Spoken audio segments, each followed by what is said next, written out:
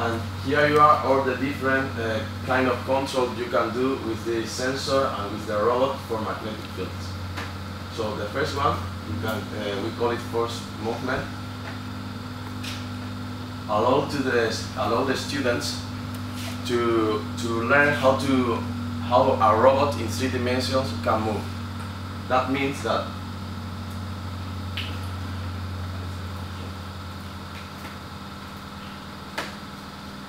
we can move in the 3 directions of the space the robot, like this. Like the student can play with the 3 arms of the robot.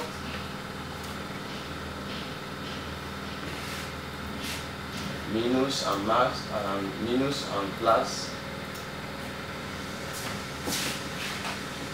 So you can see how the value changes depending of the distance of the sensor.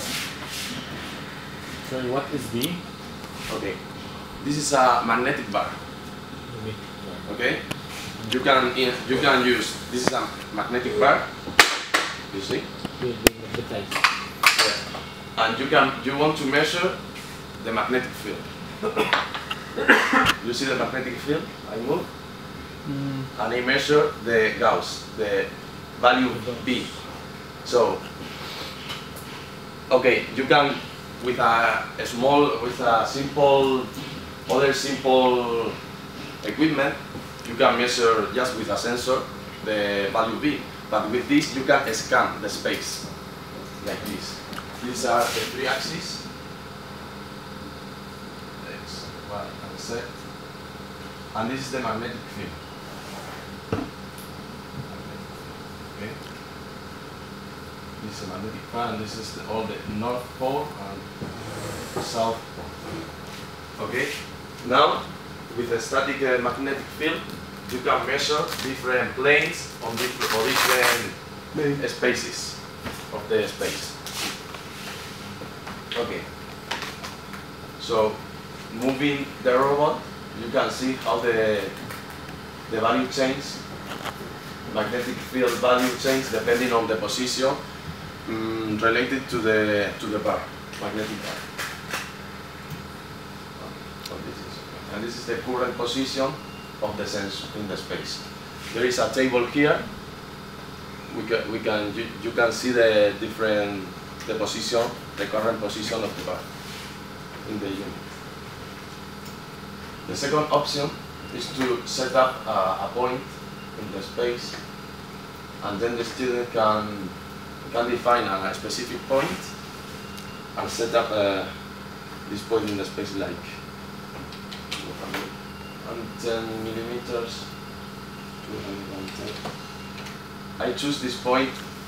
I was making proofs before, some samples, and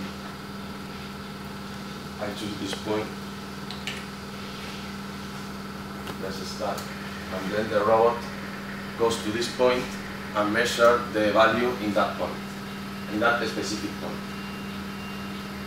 Of course, at least me, I'm not physics, so I understand the value V, but I don't understand how to use it.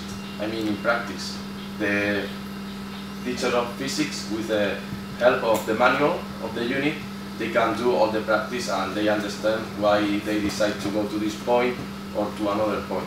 But this is not the important matter now, because at least me, I'm not physics. So. For the scanning robot, the third option, we can define planes, like I explained you, and cut in the space the magnetic field. I define different planes with the different axes, Z, X, Y, 2, 3,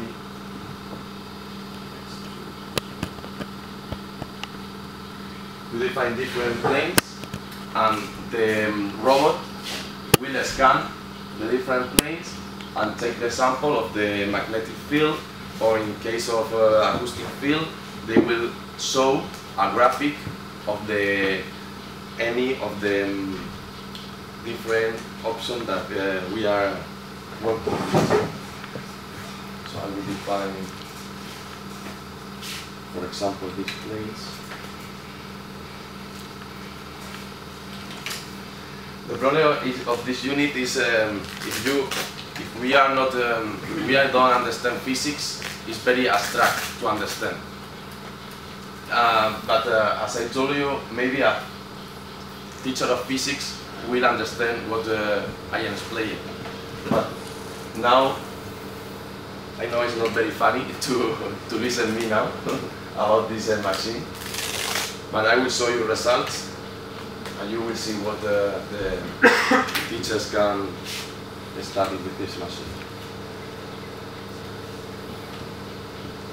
Now I'm setting up 3 different planes that I decided before during lunch.